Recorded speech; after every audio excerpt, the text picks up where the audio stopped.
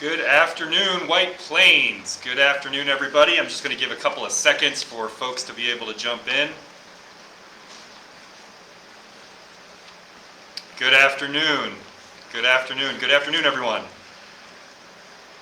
Good afternoon and welcome to Friday, September 24th and our White Plains City School District community update and question and answers. I'm just going to give a couple of seconds for folks to be able to jump in. Thank you very much for taking the time either right now to join me or watching maybe over the weekend or later on next week, whenever it's convenient for you. Thanks for jumping in and participating in this week's update. And thanks very much to those who sent questions in advance to questions@WPCSD.us. Much appreciated. We have a great stack of questions for everybody today. But before I go into those questions, I do want to just take this opportunity to give you a quick update on some of the things that are taking place around the district. Good afternoon, everybody. Thanks so much for being here.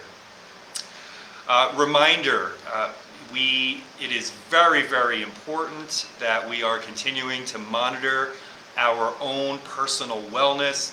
Please remember, parents and guardians, please remember members of the educational community to make sure that we're all feeling well before we come into school. Now, the good news has been that throughout Westchester County, we've seen COVID-19 rates flattening over the last several weeks. Maybe some of you have been tuning in to County Executive Latimer's regular updates, and you've identified that as a positive marker for us here in Westchester. Still, COVID-19 is around. We are still dealing with it. We're still dealing with it here in the school district. In fact, today, unfortunately, for the first time in the academic year, we did have a class that was impacted at Ridgeway by positive case of COVID-19 that will need to go to remote instruction for a period of time. And that is unfortunate, not unexpected, but definitely unfortunate.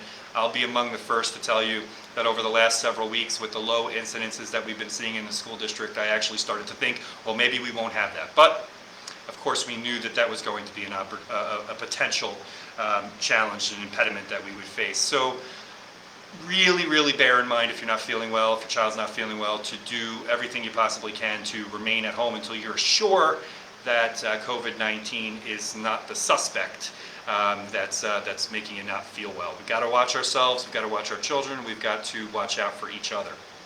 But in the main, we're definitely seeing a very different landscape than we saw this time last year. We're going to continue to remain vigilant, continue to remind everybody to do your very best to stay healthy.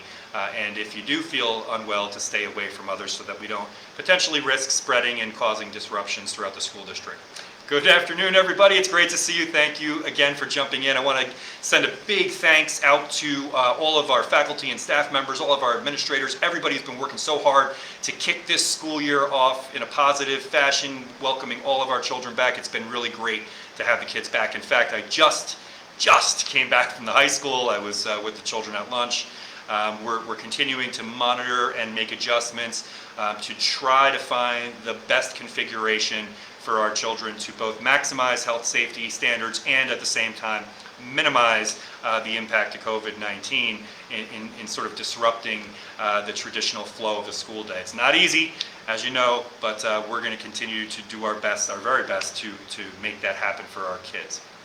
Also want to thank the Youth Bureau. Last night we had a great a virtual event, but a great event where the partnership between the school district and the Youth Bureau, we celebrated dads and special adults take your child to school day. It was really great to get together virtually with about 80 or so families and celebrate our children and our families. So thanks very much, Mr. Williams, and to the Youth Bureau. Thanks, Mayor Roach, and thank you to everybody who participated in that event last night. They actually raffled off some Giants and Jets tickets and Knicks tickets, which was pretty cool too. I also want to thank the Board of Education for all of their continued support. The board has been really working nonstop, very much in front and leading from the front in terms of making sure our school district is prepared and has everything, all the supports our kids could possibly need, as well as our staff members. So thanks very much to the board. Jumping right into an update about opening week, things went well. Transportation was a challenge, and I know many of you experienced challenges related to transportation, and I apologize for that. I do want to thank Sergio, Alfonso, and all the team members in our transportation department. Spoke with Sergio, met with him this morning. He's been working very closely with National Express. They are working hard to get the routes normalized, to make sure that the children are being picked up when they are supposed to be picked up, dropped off when they're supposed to be dropped off. As you know, we transport thousands of children every day. It's great that we're able to do that. I'm thrilled that we have bus drivers to do it. I know you know that the bus driver shortage is impacting so many school districts all throughout New York State and the nation. Fortunately, though, that's not one of our issues. But again, cold comfort, right? If your school bus didn't stop at your stop in the morning, so we're rectifying those issues. Thank you very, very much for your patience as we work through with transportation. And I suspect there'll probably be some transportation questions in this stack of questions that I have as well. Also, thanks to the PTA. PTA has been doing a great job working at our building levels and also at the district level in planning for events for our children that are going to be both safe and fun. More to come on that, but please, if you haven't yet, make sure you join your PTA. It is an amazing organization that really is supportive of our children in every form and fashion. So thanks again to the PTA, and we look forward to seeing those events coming back for our kids as we move into the school year. Remember, we're in open house season, so keep an eye out for all updates from your child's school related to open house. And if you have questions about anything that's taking place in your child's school, please feel free to reach out to the main office. Please feel free to connect with your child's teacher. We are all available and looking forward to be able to help you in any way that we can. Moving into COVID-19, we are going to have testing, opt-in testing available for all of our children throughout the school district, as well as faculty and staff members. We have a partnership with both the County of Westchester and Mount Sinai, and we will be offering opportunities for those who wish to participate in screen testing. These are rapid PCR tests, so it's the more reliable test. It's not invasive at all. They're going to be collecting saliva samples that's done at home, and then you drop your vial off and you'll get the results of your test. That'll start ramping up around the first week in October. More information on that will be coming out as well, but please consider taking advantage of those screening test opportunities. We're also going to have pop-up vaccination clinics. We're going to be starting off in October, one at the high school and one at Highlands. There will be more forthcoming. As you know, many of you have reached out. You are interested in obtaining vaccination for children, or your child who is aged below 12 years old, and of course those vaccine opportunities will be coming soon. Also boosters, booster vaccine opportunities will be on the way as well, and we'll be sure to communicate those pop-ups to you as they are planned. But the school district continues to coordinate with the County of Westchester to make sure that we're offering these opportunities here in the district when we're able, as a convenience for our parents and guardians, if you are willing and able to participate in those, both testing and vaccination. Vaccination is very high in Westchester in terms of folks who have sought out being vaccinated, which is great. Also in education nationally, vaccination is actually the highest out of the data collected from professions. So that's good news. That will continue to protect us and to protect our children as we move into the months when we're more indoors, which of course is coming. Fortunately, today is a gorgeous day. Kids are outside. We're utilizing outdoor spaces. So that, of course, is helpful. And we'll keep doing that for as long as we possibly can. I think it's time to jump into the questions. Good afternoon, everybody. Good afternoon. Good afternoon. It's so great to see everybody here. Thanks so much for all your support. I also do want to just, I should say, thank you very much to all of you who've actually reached out to me personally to check in. That's just so nice, and I really do appreciate that. And as always, if you need something, you can reach out to us at any time. So let's get started with the questions. I'm going to start off with the first question here, and this question is related to masking and contact tracing. This week, almost half of the children in my child's class removed their masks during indoor gym. The substitute didn't instruct them to put the mask back on. I'm definitely concerned about how this could impact contact tracing efforts if a child tests positive for COVID. Would we be notified about the contact tracing efforts, or would there be an assumption that all the protocols have been followed? I'm notified for things like lice if a student sits across the way, but not necessarily COVID-19. Could you, and I'll expand upon that. Yeah, thank you very much for your question. First and foremost, thanks for letting us know about the situation that was reported to you in the gym class. Definitely, if your child comes home and lets you know about, a mask aberration, please let us know. Reach out to your child's principal, let them know. We are absolutely doing our very best to maintain appropriate mask wearing all when we're within the facilities and on our buses. Can I say with 100% certainty that children don't take their masks off at any given time when they're not supposed to? I can't. No, of course not. That's why we really need to, as you mentioned, work together and make sure we're communicating these efforts. With regard to contact tracing in a scenario like that, the County Department of Health would be directly involved, is directly involved in the contact tracing efforts, and that fact of those children, half the class removing their masks, would in fact impact that entire class if there was a positive case of COVID-19 and if those students were close together. So that is an issue, and those are the types of situations that would lead to a much larger disruption than needs to be. So yes, we need to continue to maintain mask wearing in the facilities, except at times that have been designated to be able to remove masks, and recognize that if we don't adhere to that, that we do increase the potential risk of not only catching or potentially catching a communicable illness, but also being caught up in a contact trace, which is going to be far more disruptive than needs to be. Thank you very much for that question. Next question deals with transportation, lunch, and study halls. Question is there a shortage in buses or in bus drivers? The high school seems to be having issues with getting everybody a seat on the bus. They're three in a seat sometimes. That can't be safe. Thanks very much for this question. Sometimes, actually, the seats do seat 3 children. However, you do point out something that we recognize from the beginning of the academic year, where some of those buses at the high school, particularly after school, were crowded. We have since adjusted the bus schedules and the bus runs. Those buses should be more equally balanced right now. If your child is still reporting that the buses are overcrowded, please let us know, and we will continue to make adjustments as needed. We want everybody to have a seat. We want in a seat, not, and we want everybody to be as safe as possible on the buses. So thank you for raising that issue. Next question, my high schooler is having unscheduled study halls. Does that mean there's a shortage of teachers?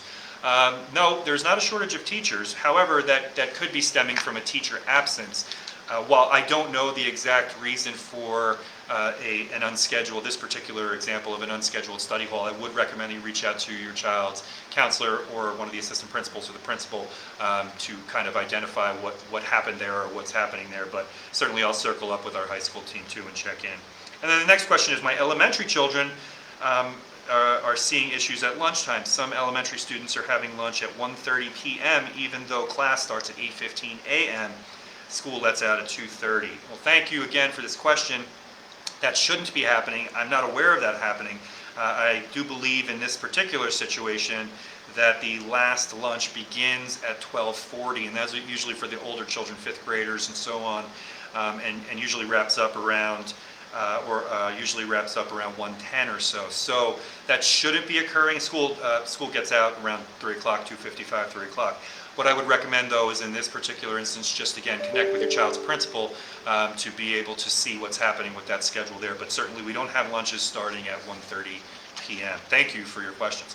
Next questions are for bus protocols. Wanted to ask about bus protocols. It seems that our children's windows aren't being kept open. In addition, there's not a seating chart that they're sticking to. Is that supposed to be in place? How would we contact trace or if a quarantine situation came up?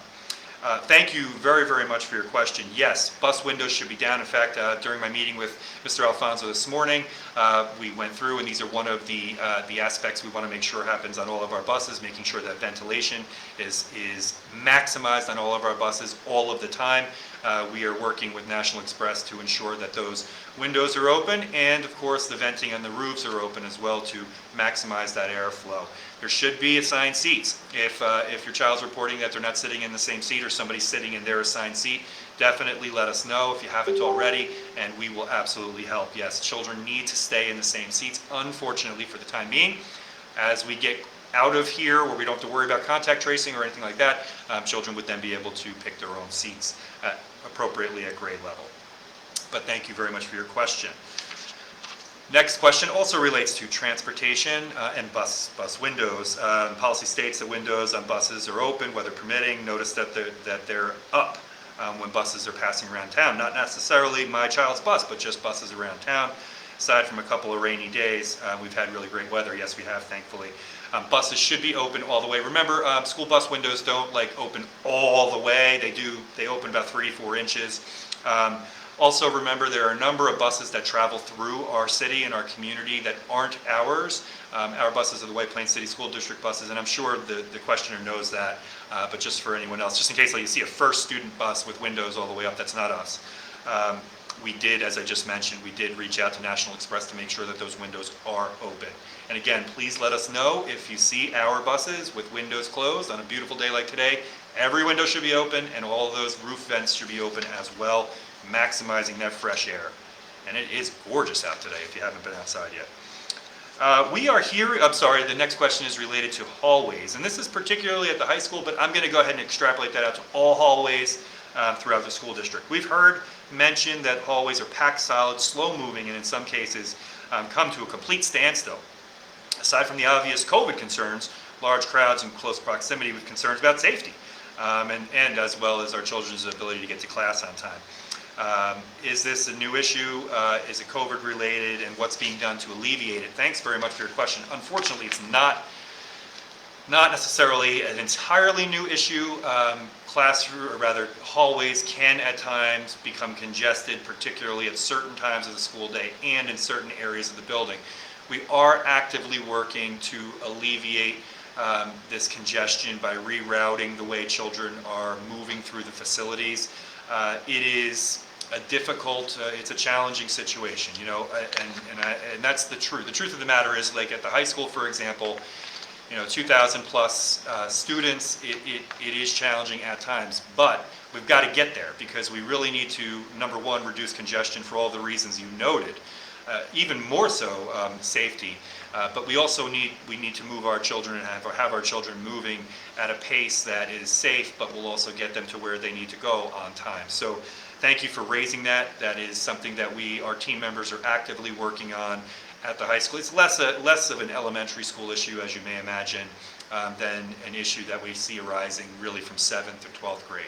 Working hard on it at Highlands, working hard on it at the high school to try and alleviate that congestion. But thank you very much. Question related to performing arts. Currently, our student athletes are able to meet, practice, and compete. I'd like to know if our student performers can be given the same opportunity. Would it be possible to allow our students to practice outdoors and to perform outdoors in preparation for a spring or end of the year performance? The answer is yes, absolutely. And we are planning to hold our live performances, and we are going to be doing things like utilizing outdoor spaces, utilizing larger area spaces, using social distancing, all of those types of mitigation strategies to be able to have children performing live this year. Questioner goes on to ask, if so, will the district allow ballroom dancing to return to 4th and 5th graders who missed out on the opportunity last year? Yeah, I know, I really regret that the kids couldn't participate in ballroom dancing last year. Unfortunately, right now, ballroom dancing isn't on the schedule to resume immediately. It's something we want to resume, but that close proximity when dancing really makes that particular interaction difficult. Now you might say, well, Joe, what about wrestling? It's true. Wrestling is a challenge as well, those types of close proximity situations, but ballroom dancing comprises a much larger group of children and certainly can open things up to a much more disruptive outcome if, God forbid, there was a child who was COVID-19 positive. It's not off the table, it's not out of the question, but just, in terms of giving my answer right now, that's something that is in the hopper, but we're not planning on instituting it immediately. As far as performances, live performances and those types of things, yes, we want to be able to do that. Thank you. I hope I answered your question. I'm at the last, believe it or not, I'm at the last question for this stack right now. Then I will go into the comment section, see if there's any questions there. You can always email, I know Mrs. Torres, who by the way is amazing, she's monitoring right now, if questions come in as I'm speaking. So we'll get as many as we possibly can. This question is, it's really a statement. Not everybody uses Facebook. Boy, isn't that the truth? And wouldn't it be nice if you didn't have to all the time, right? Would you consider using YouTube Live, which anyone can watch without an account? Thanks very much. That's a great tip. We do actually post all of these updates to YouTube. We keep it on the website, and they're on Facebook.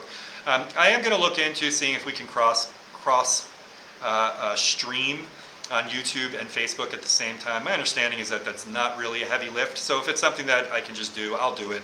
Otherwise, in the interim, definitely everything is available on YouTube and the district's website, so you really don't need a Facebook account at all, and I don't blame you if you don't want one. That's why we're trying to put this stuff, these types of updates everywhere, particularly in places where you don't need to register for an account. But thanks again for your recommendations. So I am going to go into the comments right now. Good afternoon, everybody. It's so great to see everyone. Thank you so much for jumping in, spending some time with us. Yes, thanks again to the PTA. Good afternoon. A lot of smiling faces. Thank you, everybody. Okay, buses from the high school are overcrowded. Kids are sitting. Yes, that should not be allowed. It should not be happening. And thank you, Julie, for pointing that out. As I mentioned, we did connect with transportation and the high school team, and that shouldn't be happening. So if you have any other concerns with that, I'll be happy to answer your questions.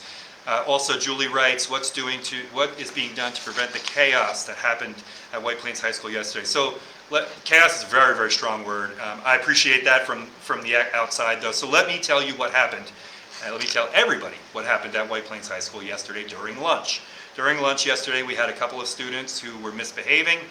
During that process, other students sort of began yelling, and students began to congregate. Now, there are hundreds of children during lunch. That's something it's important for everyone to remember. We have lots and lots of supervision. The area is contained, but there are a lot of kids. And yesterday, during that period of time, absolutely, children misbehaved, and our team at the high school is working with the families of those children who misbehaved. As I mentioned, I just came back from the high school lunch just now, today. It was out there with the kids. Everything was fine today.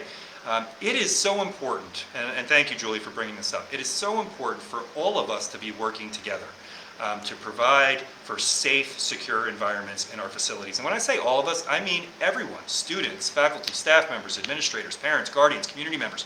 We all need to work together to keep our schools as safe as possible. So while yesterday's situation was absolutely something that is will never be condoned, in any of our schools, it's important to remember that moving forward, everyone working together will help to avoid those types of situations. So if you have further questions, Julie, you want to talk to Principal Martinez, you want to talk to me, happy to reach out to you. But I do appreciate you bringing it up, because everyone should know that if my child misbehaves at school, does something they shouldn't do, breaks the code of conduct, there are going to be consequences associated with that. We don't want that for our kids. So if we're all reminding our children and making sure everyone's doing what they're supposed to do and helping, that is really greatly appreciated.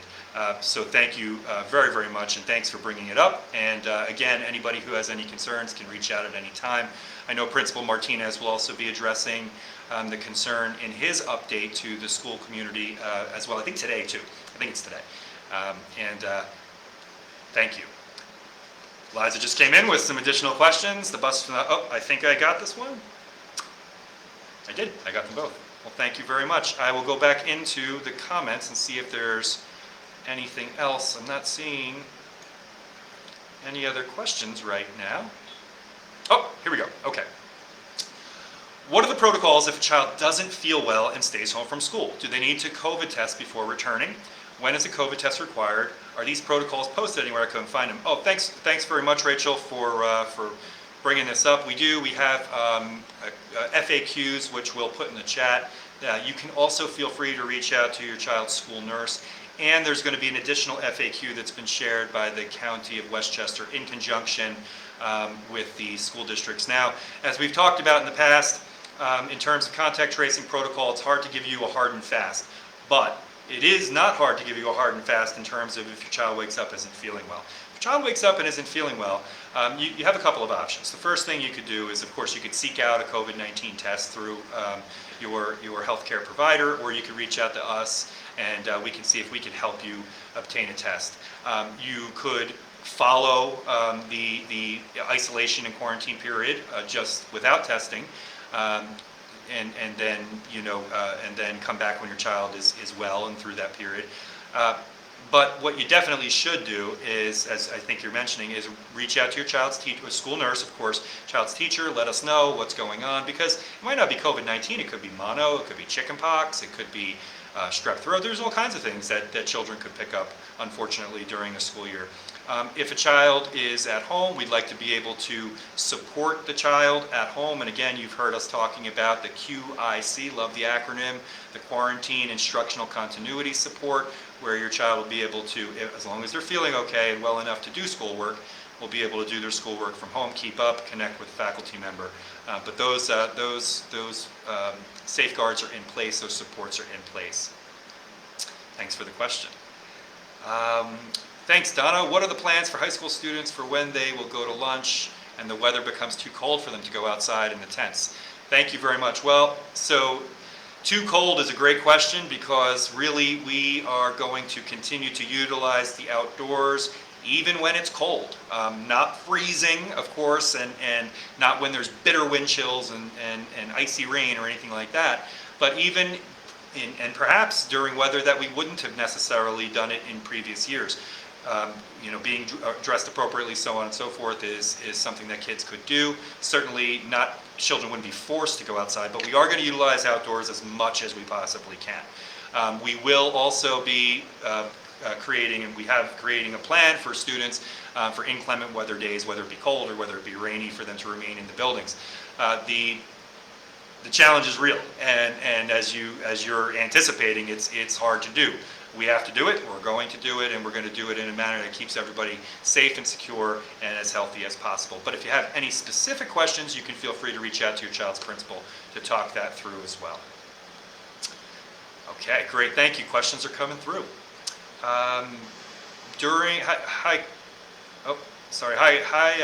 Lupita. During open house, we were told that sinks are available for hand washing. My child addressed this to me. She's not allowed to wash her hands after recess, not the bathrooms during lunch, or for emergencies only at post-work. Thank you for letting us know, Lupita. I would definitely recommend you reach out to Principal Osorio. She's probably going to be reaching out to you.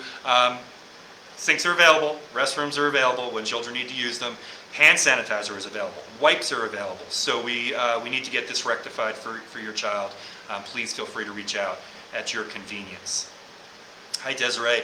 Can also seasonal allergies, how do you address that? Oh, so this is if your child wakes up with a runny nose. That's no problem at all. If your child experiences seasonal allergies, we coordinate with you and your healthcare provider, the school nurse, and that's fine. Kids have allergies, kids have the sniffles. That doesn't mean they have to stay home. So please, if you have those concerns, reach out to your school nurse. Hi, Myra. Can little kindergartners get mask breaks? It's hot inside with their masks on. It's horrible. My 4-year-old's complaining of headaches. Yeah, thanks, Myra. I would please reach out to your child's teacher. They can have mask breaks whenever they need them. That's not a problem at all. So if your little one is struggling with mask wearing, definitely connect with your child's teacher, and we would be happy to help. Hi, Suzanne. There were multiple fights yesterday at the high school from the morning until lunchtime. On top of that, overcrowding kids. It's been challenging for my child and other students to maneuver to class. Hi, Suzanne. Thank you. Yeah, we did have a couple. We had 2 altercations, I believe, yesterday at the high school, and they were connected. Fortunately, nobody was injured. And yeah, there's a lot of kids at the high school, and when you're trying to physically distance and manage all the health safety standards, it's a challenge. You're absolutely right. What are we doing to address the issue? We're working with the kids. We're working with parents and guardians. Certainly, if a student breaks the code of conduct, the consequences for that are severe.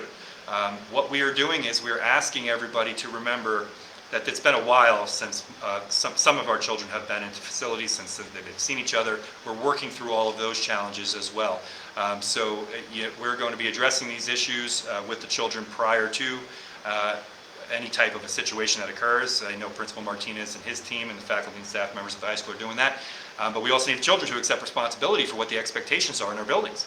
And again, coordinating, working with parents and guardians, we're confident that we'll be able to do that. It is a readjustment for kids to come back into school, there's no doubt about it. I understand that 100%.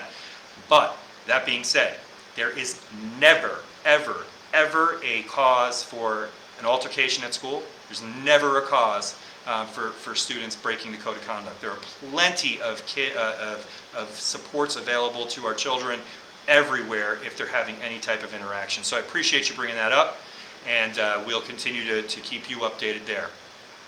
Hi Stephanie, will there be open house for White Plains High School? Yes, there's open house. It's going to be virtual. All that information is available through the school. If you have any issues whatsoever, feel free to reach out to the high school, and we'll be able to help you out there. Also visit the high school's website, and you're probably getting K-12 alerts as well, hopefully.